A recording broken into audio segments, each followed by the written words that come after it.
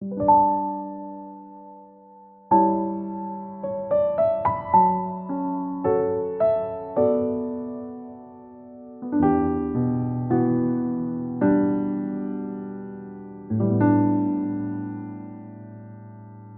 하나가 된다라는 얘기 많이 들어보셨잖아요.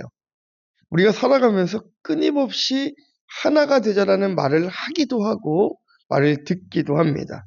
뭐 가정에서도 그렇지 않습니까? 가족이 하나가 되어야 된다. 또 혹은 뭐 교회에서도 교회가 하나가 되어야 된다. 그러면 하나님께서 역사하신다. 사회에서도 외치지 않습니까? 분열을 멈추고 연합해야 한다. 분명 맞는 말입니다. 틀린 말이 아니죠. 연합이라는 것은 아름답고 아주 강력한 힘을 만들어내는 놀라운 그런 힘이 있습니다. 에너지가 있습니다. 그런데 성경은 오늘 우리에게 한 가지 질문을 던지는 거예요. 모든 하나됨이 하나님이 기뻐하시는 하나됨인가? 이것에 대한 질문을 던집니다. 우리는 좀 갈등이 없으면 은혜롭다고 생각하죠. 뭔가 평안하고 평화로운 그 상태를 굉장히 은혜롭다고 얘기합니다. 말이 잘 통하고 충돌이 없고, 네. 그런 공동체가 좋은 공동체, 선한 공동체, 잘 굴러가는 공동체, 이렇게 생각하곤 합니다. 하지만 성경은 겉으로는 평온해 보이는 연합 속에서도 하나님이 빠진 하나됨이 될 수 있다는 것을 경고하고 있습니다. 그래서 이런 말도 있지 않습니까? 우리가 양육을 하시면 배우게 될 건데 갈등 충만이 성령 충만이라는 거예요. 네. 갈등이 충만할 때 성령이 충만합니다. 경험해 보신 분들은 웃을 수 있어요. 네. 갈등이 충만한 것이 힘들고 고난이고 나쁜 것만이 아니라 그 속에서 하나님을 더욱더 찾게 되고 더 진하게 만날 수 있기 때문에 갈등 충만이 곧 성령 충만입니다. 특별히 우리가 이제 그 청년의 삶을 지나서 이제 장년의 삶으로 들어가면 기도의 내용이 좀 달라지죠. 젊었을 때는 어떻게 기도하십니까? 주님, 길을 좀 열어주세요. 주님 좀 도와주세요. 혹은 뭐 청년들은 도전할 용기를 주세요. 그런데 어느 순간부터 이제 기도의 내용이 바뀝니다. 이제 장년이 되면은요, 주님 이제 이 정도면 흔들리지 않게 해주세요. 지금 가진 것을 지킬 수 있게 해주세요. 더 이상의 큰 변화가 없게 해주세요라고 이렇게 바뀌게 됩니다. 이 기도 자체가 틀린 기도는 아닙니다. 문제는요, 목표가 순종에서 안정으로 바뀔 때가 문제인 것입니다. 한 번 더 말씀드릴게요. 문제는요, 우리의 목표가 순종에서 안정으로 바뀔 때예요. 이 바벨 사람들이 그랬습니다. 그들이 한 말이 그거예요. 흩어짐을 면하자라고 얘기했어요. 자, 이 말은 곧 이런 고백입니다. 이대로가 좋습니다. 변화하고 싶지 않습니다. 지금의 안전을 놓치고 싶지 않습니다. 라는 대답과 같은 것입니다. 그래서 우리는 겉으로는 하나님을 믿는다라고 하면서도 속으로는 흩어지지 않는 삶을 원할 때가 더 많습니다. 그래서 결국 스스로 바벨을 쌓기로 결정하는 것은 인간의 죄된 본성인 것이죠. 이 본문은 옛날 사람들의 그 실수담을 기록한 것이 아닙니다. 오히려 오늘날 우리에게 묻는 것이죠. 지금 나는 무엇을 쌓으며 살아가고 있는가? 누구의 이름을 위해 살아가고 있는가? 하나님 없이도 잘 돌아가는 인생을 꿈꾸고 있지는 않은가? 이 질문을 붙잡고 우리 한번 말씀 안으로 들어가 보기를 소원합니다. 자, 첫 번째는요. 하나됨은 있었으나 하나님은 없었습니다. 1절부터 4절 함께 읽겠습니다. 온 땅의 언어가 하나요, 말이 하나였더라. 이에 그들이 동방으로 옮기다가 시나이 평지를 만나 거기 거류하며 서로 말하되, 자, 벽돌을 만들어 견고히 굽자 하고, 이에 벽돌로 돌을 대신하며 역청으로 진흙을 대신하고, 또 말하되, 자, 성읍과 탑을 건설하여 그 탑 꼭대기를 하늘에 닿게 하여 우리 이름을 내고 온 지면에 흩어짐을 면하자 하였더니. 아멘. 본문은 이렇게 시작합니다. 온 땅의 언어가 하나요 라고 시작을 합니다. 자, 이것은 단순한 정보가 아니에요. 예전에 언어는 하나였더라, 이런 정보를 주고자 함이 아닙니다. 이것은 성경은 인류가 완벽한 연합 상태였다라는 것을 보여주는 거예요. 그걸 강조하는 것입니다. 말이 통했고 생각이 공유되었고 갈등의 여지가 전혀 없는 상태였다는 것이죠. 우리가 오늘날 그렇게도 갈망하는 모습 아닙니까? 말이 통해야 되잖아요. 말이 통해야 일이 되지 않습니까? 뜻이 같아야 함께 갈 수 있지 않습니까? 그런데 바벨 사람들은 이미 그거를 다 이루고 있었습니다. 거기다가 기술력도 뛰어났습니다. 벽돌을 굽고요, 역청을 사용해가지고 진흙을 바르고 아주 계획적이고 조직적인 그런 문명을 세웠어요. 근데 하나님은 이 기술 자체를 전혀 문제 삼지 않으셨습니다. 기술이 죄입니까? 아니잖아요. 협력하는 게 죄입니까? 아니지 않습니까? 그렇다면 이 지금 바벨 사람들의 문제는 뭐였습니까? 기술의 문제가 아니라 방향의 문제였습니다. 방향의 문제.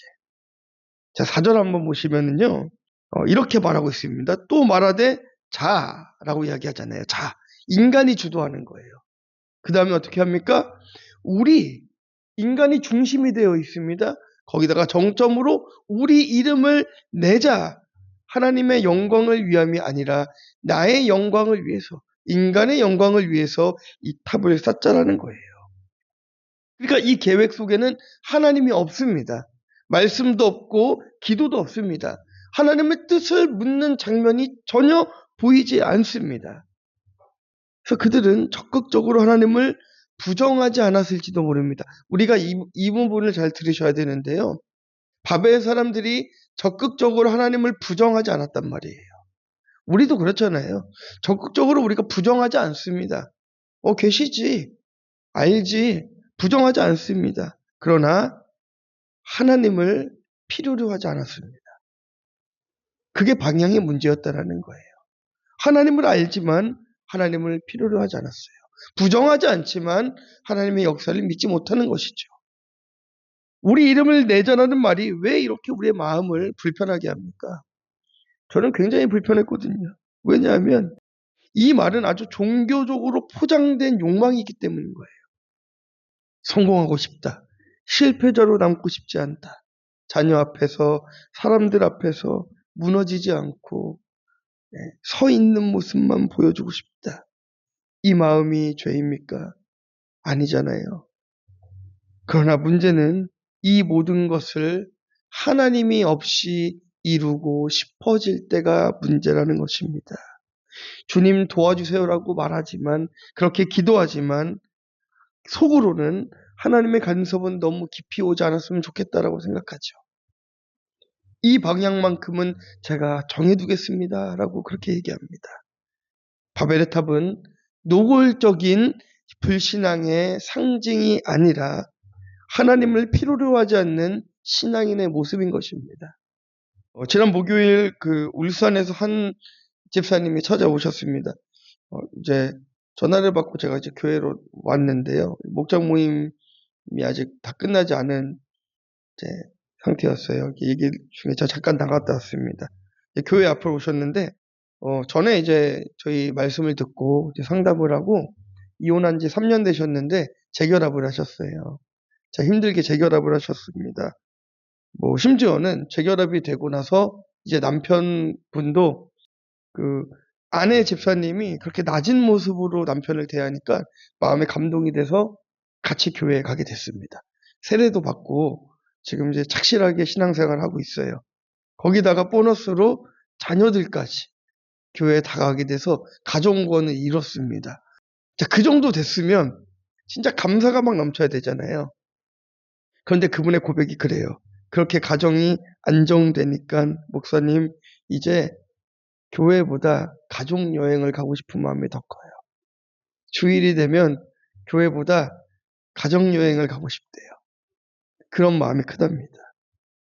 자신의 마음에 바벨이 쌓이는 것 같아서 다시 말씀의 자리로 오고 싶어서 제 얼굴을 한번 보고 오겠다고 울산에서 창문을 찍고 정말 네, 1분 보고 가셨습니다. 교회 앞에 오셔가지고 진짜 와서 기도 한번 해드리고 그러고 가셨어요. 이 고백이 전 너무나 정직한 고백이라고 생각합니다. 척하는 것보다 낫다고 생각해요. 바벨 사람들이 하나가 되고자 한 목적이 뭐였습니까? 온 지면에서 흩어짐을 면하자라는 거였어요. 이 말은 단순한 그 이동의 문제가 아닙니다. 흩어진다라는 것은요, 통제가 안 된다는 뜻이고, 익숙함을 떠난다는 뜻이고, 하나님만 의지해야 하는 상황으로 들어간다라는 거예요. 그러니까 말하자면 그거를 거부하고 싶다라는 것입니다. 이 사람들에게 한 가지 트라우마가 있죠. 무엇입니까? 홍수 사건이잖아요. 홍수 사건. 트라우마인 거예요. 온 지변의 흩어짐을 면하고자 했던 것은 다시는 우리가 이런 일을 당하지 않아야겠다라는 결의와도 같은 것입니다. 자, 하나님은 이전부터 분명히 말씀하셨죠. 생육하고 번성해서 땅에 충만하라. 그런데 바벨 사람들은 하나님의 명령보다 무엇을 중요시 여겼습니까? 네, 자신들이 만들어낸 안정을 더 추구했던 거예요. 그것을 선택했습니다. 이 지점에서 그 바벨의 이야기가 곧 우리의 이야기가 되는 것입니다. 내가 쌓아 올린 커리어가 나의 바벨이 되어서 순종보다는 안정을 택할 수가 있다는 거예요. 나의 노력으로 이룬 성공과 성과를 하나님의 도우심이 없이 내 노력으로만 이루어진 성과라고 착각할 수 있다는 것입니다. 그럴 수 있는 거예요. 그러니까 돈을 좀 더 많이 벌게 되고 혹은 좀 더 생활이 안정되기 시작하면 내가 노력해서 이룬 성과라고 이야기하지 하나님이 도와주셨다라고 얘기하지 않습니다. 어려울 때는 하나님의 도우심을 구해요. 그 하나님이 도와주셨다고 합니다. 근데 어느 정도가 올라가면 하나님의 도우심 없이 내가 살아갈 수 있는 것으로 착각하며 살아가는 것이죠. 바벨 사람들은 다투지 않았습니다. 분열되지도 않았습니다. 모두가 같은 방향을 보고 있었고 모두가 같은 생각을 하고 있었습니다. 그러나 그 방향이 하나님을 향한 방향이 아니었던 것이 문제였습니다. 하나님 없이 하나 되는 것은 너무나 위험합니다. 공동체도 모이면 말씀을 나누고 모이면 기도하고 모이면 선한 얘기들이 오고 가는 것이 중요합니다. 기도하지 않아도 굴러가는 가정, 말씀이 없이도 유지되는 신앙, 하나님 없이도 문제가 없어 보이는 삶, 그것이 바로 바벨탑이 쌓이고 있다는 신호입니다. 우리 안에 그런 마음들이 있으시다면 속히 여러분들의 탑을 부시기를 주님의 이름으로 축원합니다. 자, 적용 질문 드립니다. 지금 내가 누리며 사는 것들이 하나님의 은혜임을 믿으십니까? 내 노력으로 이룬 성과들이 하나님의 도우심임을 인정하십니까? 자, 두 번째는요. 하나님은 내려오셔서 인간의 교만해 보셨습니다. 네, 5절부터 7절 말씀 함께 읽겠습니다.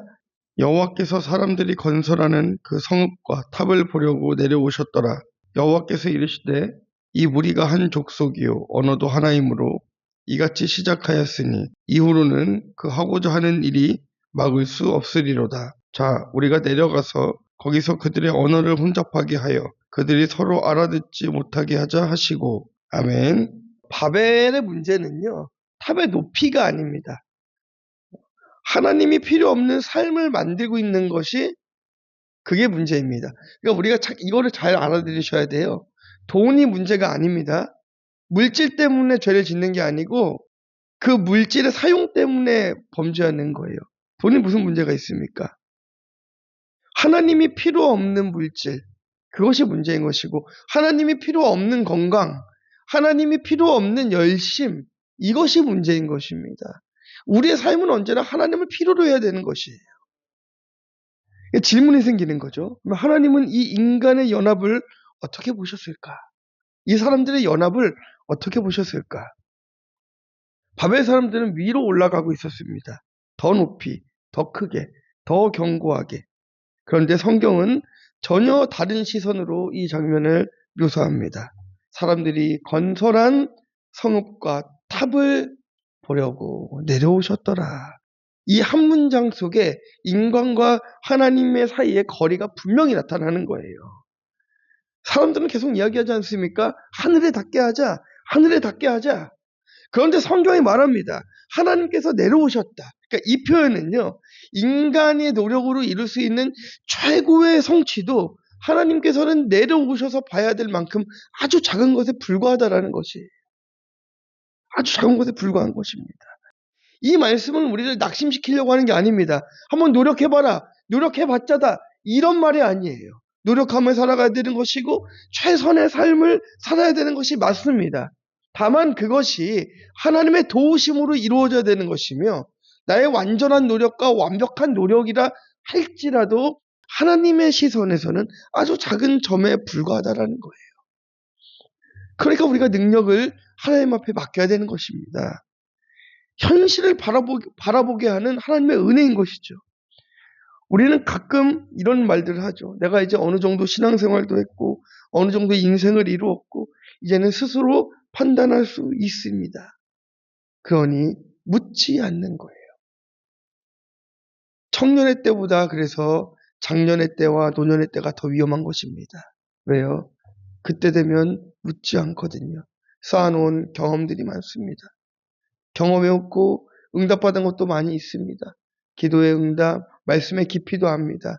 그래서 더 이상 묻지 않고 내 경험대로 해갑니다. 그때 하나님께서는 말씀하시는 거예요. 그 노력과 그 열심과 그 재능과 그 관록과 그 삶의 모든 영역이 하나님은 내려와서 보셔야 될 만큼 아주 작은 점에 불과하다라는 것을 말씀하시는 것입니다.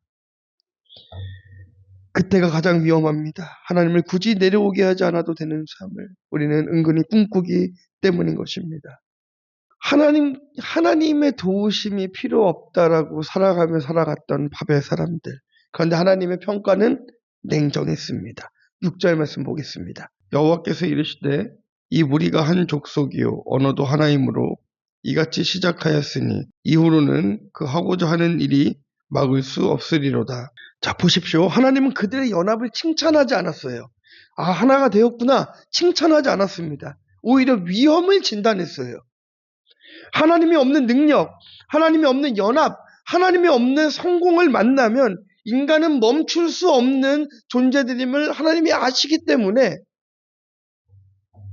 위험을 진단하셨습니다. 자, 그래서 하나님께서는 그들에 대한 처방을 내려주십니다. 7절이에요. 자, 우리가 내려가서 거기서 그들의 언어를 혼잡하게 하여 그들이 서로 알아듣지 못하게 하자 하시고. 아멘. 자, 여러분, 우리가 그 바벨이라는 그것을 우리가 탑으로서 인지하고 있지 않습니까? 근데 사실 바벨은요, 탑이라고 말하기에는 너무 커요. 도시입니다. 도시. 도시 하나 전체를 탑으로 쌓아 올린 거예요. 그러니까 이게 바로 어떤 위기 속에서도 우리가 살아날 수 있어야 된다라는 그것이죠. 근데 하나님께서 지금 한 가지를 여쭙겠습니다. 바벨을 무너뜨리셨습니까? 아니죠. 말씀 한번 다시 보세요. 언어를 혼잡하게 한다고 했지 바벨을 무너뜨린다고 한 적이 없습니다. 7절. 그렇죠? 그들의 언어를 혼잡하게 한다고 했지 바벨을 무너뜨리지 않았어요. 이게 하나님의 성품이에요. 탑을 무너뜨리지 않으셨습니다. 또한 사람들을 멸하지 않았습니다. 대신에 속도를 늦추셨어요. 진행을 멈추게 하셨습니다. 이게 하나님의 은혜의 방식입니다. 우리 인생에서도 똑같이 그렇게 일하십니다. 길이 막히고 말이 안 통하고 계획이 어그러질 때에 우리는 실패라고 말하죠. 하던 일이 안 풀리고 고난이 찾아오고 병에 걸리고 우린 실패했다, 고난이다라고 얘기하죠. 그런데 하나님은 그것을 보호라고 말씀하십니다. 이게 다른 거예요. 막힘은 버림의 증거가 아니라 하나님이 개입하신 증거일 수 있는 것입니다. 그래서 사방이 막히고 스스로 해결할 수 없는 상황이 되었을 때 우리는 좌절하고 낙심하기보다는 하나님이 나를 보호하고 계신다는 것을 깨달아야 되는 것입니다. 새로운 방법을 제시하고 계신 중이기 때문인 것이에요. 바벨의 언어가 무너진 것은 단순히 소통의 구조가 무너졌다는 것이 아닙니다. 그게 포인트가 아니에요. 무엇입니까? 그들의 의존 구조가 무너졌다는 것이 중요한 것입니다. 의존 구조. 요즘에 사람들이 어디에 의존을 많이 하는지 아십니까? 네.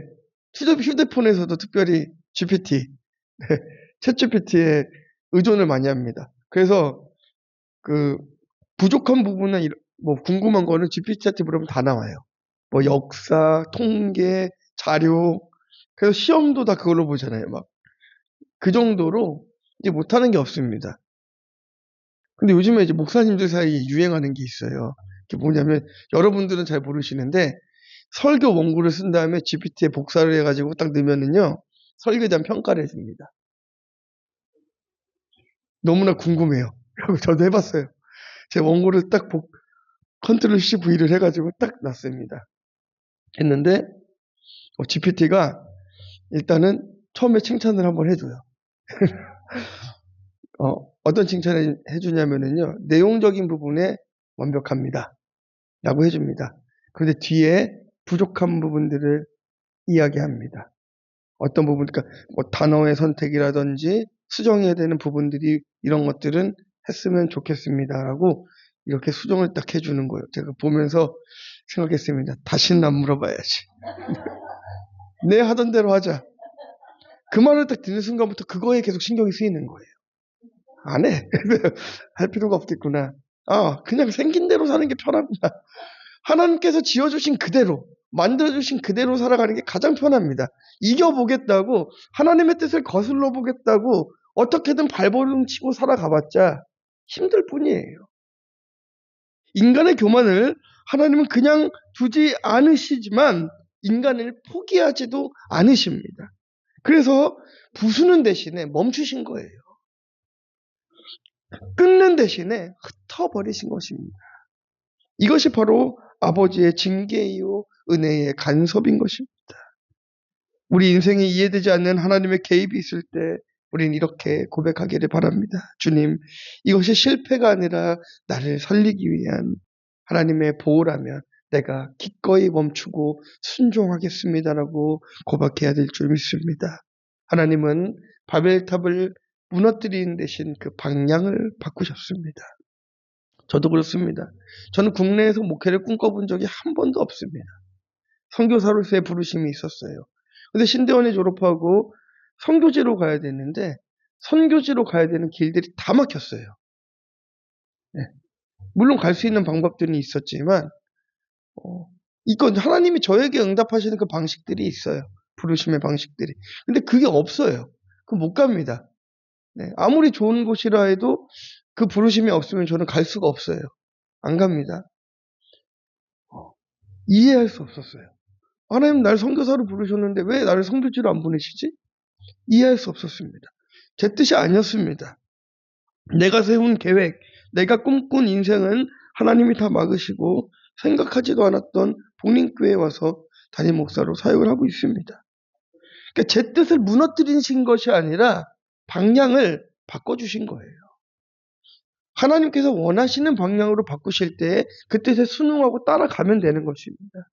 그게 중요한 것이에요. 제가 지금 하나님께서는 복림교회 담임 목사로 가길 원했는데 선교지로 간다 한들 그게 사역이 잘 되는 게 아니에요.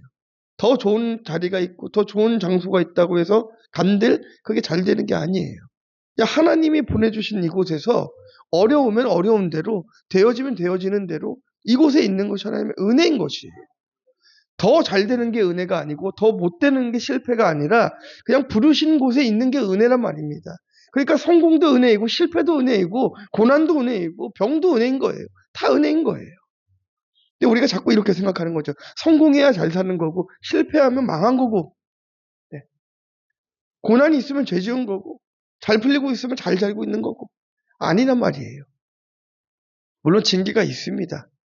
그러나 그 인간의 욕심으로 바벨을 우리는 세우지만 하나님은 방향을 바꿔서 다시금 기회를 주시기 때문에 내 안에 세운 바벨이 있다면 주님이 방향을 바꿔주실 때 속히 옮겨가실 수 있는 저와 여러분 되시길 주님의 이름으로 축원합니다. 자, 적용 질문 드립니다.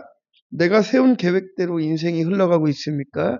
실패 앞에서 하나님의 새로운 계획이 있음을 믿으십니까? 자, 마지막 세 번째는요. 흩으심 속에 이루어지는 하나님의 뜻이 있습니다. 8절 9절입니다. 여호와께서 거기서 그들을 온 지면에 흩으셨으므로 그들이 그 도시를 건설하기를 그쳤더라. 그러므로 그 이름을 바벨이라 하니 이는 여호와께서 거기서 온 땅의 언어를 혼잡하게 하셨음이니라. 여호와께서 거기서 그들을 온 지면에 흩으셨더라. 아멘. 사람들은 흩어짐을 면하기 위해서 계획을 세워서 그 큰 도시를 탑으로 만들었습니다. 그리고 하나님보다 높아지겠다는 욕망을 품었습니다. 그 교만을 보시고 하나님은 내려오셔가지고 그 계획을 멈추게 하셨어요. 그런데 우리에게 남은 질문이 무엇입니까? 자, 멈췄습니다. 이제 이게 끝입니까? 이 질문이 남는 거예요. 하나님의 개입이라는 것은 그냥 좌절로 끝나는 것입니까? 라는 질문이 남는 거예요. 성경은 분명하게 말합니다. 아닙니다. 말씀을 시작할 때에 사람들이 두려워했던 것이 무엇이었습니까? 바벨 사람들이 무엇을 두려워했습니까? 흩어지는 것을 두려워했잖아요. 흩어지는 것. 이제 사람들이 두려워한 그 일이 벌어졌어요. 바벨 사람들이 가장 원하지 않았던 그 일들이 벌어졌습니다. 그들은 말했습니다. 흩어짐을 면하자. 그러나 하나님은 그들의 언어를 흩으셨습니다. 우리는 인간의 관점과 하나님의 관점이 정면으로 충돌되는 지점을 지금 보고 있는 거예요. 인간에게 흩어짐은 실패이고 불안입니다. 그러나 하나님께서 흩어내심은 계획의 성취가 되는 것이에요. 자, 무엇인가 하면은요. 흩어짐은 하나님의 명령을 지금 되돌리고 있는 은혜인 것입니다. 되돌리는 작업이에요. 하나님은 오래전에 어떤 약속을 했습니까? 생육하고 번성하고 땅에 충만하라. 이건 선택사항이 아니라 반드시 되어야 하는 창조 질서, 명령이었습니다. 명령. 남자가 여자가 될 수 없고 여자가 남자가 될 수 없듯이 이거는 그냥 안 되는 문제. 무조건 해야만 하는 것. 그것이 바로 생육과 번성과 땅의 충만이었습니다. 그런데 사람들은 이 바벨 사람들은 그냥 이곳에 머물기를 원했잖아요. 흩어지고 싶지 않았고 머물기를 원했습니다. 이 정도는 충분하다. 안전을 놓치고 싶지 않다. 딱 우리들의 모습 아닙니까? 이 정도면 충분하다. 안전을 놓치고 싶지 않다. 이거잖아요. 앞서 하나님께서 방향을 바꾸신 것이라고 말씀드렸는데 그렇습니다. 인간이 그 거부한 하나님의 뜻을 하나님이 다시 진행을 시키는 사건이 바로 이 바벨탑 사건이에요. 우리의 불순종이 하나님의 역사를 멈춘 것이 아니라 우리의 불순종은 있었지만 하나님께서는 그 말씀을 성취해가고 하나님의 계획을 이루어 가기 원하셨다는 것입니다. 그래서 8절 마지막은 이렇게 얘기하죠. 그 도시를 건설하기를 그쳤더라. 제가 말씀드렸죠. 탑이 아니라고요. 그게 도시예요. 도시. 도시를 건설한 겁니다. 도시를. 우리가 생각하는 그 조그마한 탑이 아니라 한 도시를 탑으로 만든 거예요. 도시 건설하기를 그쳤습니다. 인간의 프로젝트는 끝났어요. 바벨은 완전히 무너졌고 완전 완성되지 않았습니다. 그러나 성경은 여기서 하나님의 이야기를 끝내지를 않고 계속 진행합니다. 왜냐하면 멈춘 것은 인간의 계획이지 하나님의 구속사는 아니기 때문인 것이죠. 자, 9절 보시면은요. 바벨은 이제 혼잡의 상징이 됩니다. 혼잡한 것의 상징. 그런데 어떻게 됐습니까? 이 언어가 흩어짐으로 인하여서 훗날 성경을 통해 어떤 일이 벌어졌습니까? 복음이 전파되기 시작했습니다. 인간이 바벨을 세울 때 언어는 흩어졌지만 성령이 충만할 때 언어는 하나가 되었잖아요. 언제입니까? 오순절 성령의 역사가 있고 나서 베드로가 많은 사람들에게 복음을 전하는데 각 나라의 말로 들리기 시작하는 것이에요. 인간의 교만으로 탑을 쌓기 시작할 때에는 언어가 흩어졌지만 성령으로 하나 되기 시작하니까 그것이 하나의 언어로 통일되어지기 시작한 것이죠. 아주 기적과 같은 한순간이었지만 그리고 다시 그런 증언들이 있는 것은 아니지만 분명한 것은 하나님께서는 하나님이 세운 계획을 분명히 성취해 가시며 인간이 성령으로 충만할 때 그 공동체를 끌고 가신다는 것이에요. 모든 것이 구속사인 것입니다. 앞서 말씀드린 그 재결합하신 집사님의 고백이 그래요. 내 인생의 주인이 내가 되어서 이혼을 했고 다시 재결합했는데 가정 구원의 구속을 다 이루어졌는데도 불구하고 다시금 내가 나 자신을 흩어버리려고 하는 시도를 하는 것을 보니 자신의 100% 죄인이 맞다라고 합니다. 네. 그러고 이야기합니다. 이제는 자신의 아픔이 약재료가 되어서 전도의 도구로 사용이 되고 있다라고 고백하십니다. 우리 그런 말들 많이 하지 않습니까? 기도의 응답, 기도가 응답되었고 그러니까 이제 뭐 그런 마음들이 생기는 거잖아요. 특히나 뭐 저는 청년 사역을 많이 했으니까 청년들 그런 질문들 많이 합니다. 하나님 제 기도는 들어주시는데 왜 제 기도를 안 들어줘요? 네. 아니 뭐 찬양 인도하면 기도 응답해 주시는 거예요? 조금 더 열심히 해야 되고 조금 더 헌금을 많이 해야 되는 겁니까? 아니요. 그럼 뭐가 기도의 응답입니까? 여러분이 기도한 게 성취되면 그게 기도의 응답입니까? 기도의 응답이라는 게 무엇입니까? 내가 바라는 게 이루어지는 겁니까? 그럼 그냥 비나이다 해야죠. 안 그렇습니까? 우리가 추구하는 게 그것입니까? 그럼 불교에 가도 있습니다. 다른 종교에 가면 다 있습니다. 그거는. 내가 원하는 걸 얻기 위한 자기 성찰과 기도는 다 있어요. 그게 응답이 아닙니다. 우리가 구하는 것은 하나님의 뜻을 구하는 거예요. 아무리 좋은 것이라도 그게 하나님의 뜻이 아니라면 그건 좋은 게 아닙니다. 몸에 좋은 약도요. 맞지 않는 사람이 먹으면 독이 되는 거예요. 네, 부함이 응답이 아닙니다. 가난이 응답이 아닙니다. 하나님의 뜻이 응답인 것입니다. 그래서 그의 나라와 의를 구하라고 하는 거예요. 네.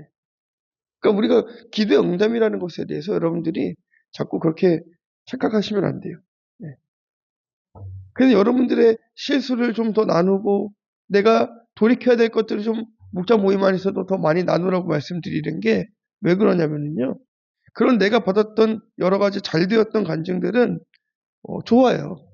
할 수 있죠. 나쁘지 않습니다. 그러나 한 가지 오류가 생길 수 있는 게 무엇이냐면 지극히 주관적인 게 될 수 있기 때문이에요. 그러나 나의 고난의 사건을 통하여서 이게 해결되지 않았지만 하나님이 계시기에 내가 버틸 수 있는 것은 너무나 큰 은혜 아닙니까? 이것을 나누자라는 것이죠. 그렇다고 여러분 잘 안 되기를 제가 기도하는 건 아닙니다. 제가 기도원에 가서도 여러분들 기도 제목 가지고 다 기도했어요. 특별히 2026년에는 여러분들 물질적인 어려움에서 좀 벗어나기를 기도하고 있습니다. 네. 여러분들이 부자가 되기를 바라서가 아니고요. 물질이 없어서 여러분들이 눈물 흘리는 일 없도록 육신이 아파서 눈물 흘리는 일 없도록 지금 도와달라고 그렇게 기도합니다. 바벨은 인간의 실패의 이야기이지만 동시에 하나님의 신실함을 나타내는 사건입니다.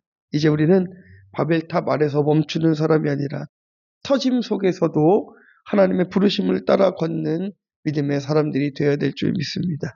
적용 질문 드리겠습니다. 나는 하나님보다 더 붙들고 있는 안정이 있습니까? 결론입니다. 하나님 없이 하나가 되는 연합, 이것은 결국 바벨의 탑이 되는 것입니다. 하나님께서 우리의 길을 막으실 때 그것이 실패가 아니라 교만을 멈추게 하는 은혜의 개입을 믿어야 될 줄 믿습니다. 마지막으로 흩어짐 속에서도 하나님의 뜻은 결코 멈추지 않고 순종하는 자를 통해 끝까지 이루어 가실 것입니다. 우리 함께 한번 기도하실 때에 그렇게 기도했으면 좋겠어요. 하나님, 내가 쌓고 있던 바벨, 이것을 이제 하나님 멈춰주세요. 내가 스스로 끊어낼 수 없는 그 바벨, 물질의 바벨, 내 욕심의 바벨, 내 언어의 바벨, 여러 가지 있지 않습니까? 이 바벨 내가 스스로 할 수 없다면 하나님 개입하여 주시고 도와주세요. 내가 좀 돌이키게 해주세요. 내 안에 믿음이 없다면 믿음이 생기게 도와주세요. 다 함께 통성으로 기도하기로 하겠습니다. 하나님